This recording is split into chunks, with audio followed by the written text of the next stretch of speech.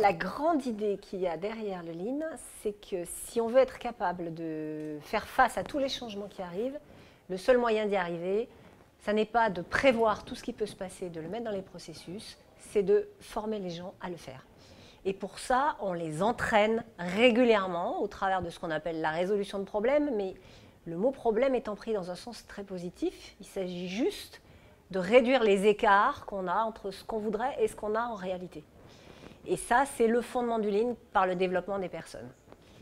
Si on regarde plus précisément le Lean en ingénierie, la spécificité ou le point fort du Lean en ingénierie, c'est qu'on identifie tous les écarts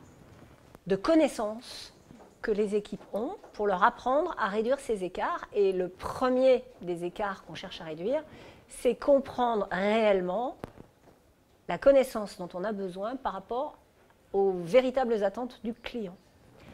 Donc on apprend aux ingénieurs à comprendre quelle est la véritable attente du client et à travailler sur l'écart entre ce que le client veut et la réalité de ce qu'on sait faire aujourd'hui pour petit à petit aller dans ce sens-là. C'est pour ça qu'on dit que le Lean, c'est avant tout de l'apprentissage, mais on doit apprendre ce qu'il faut apprendre, et ce qu'il faut apprendre, c'est ce que le client attend, sans jamais l'exprimer d'ailleurs.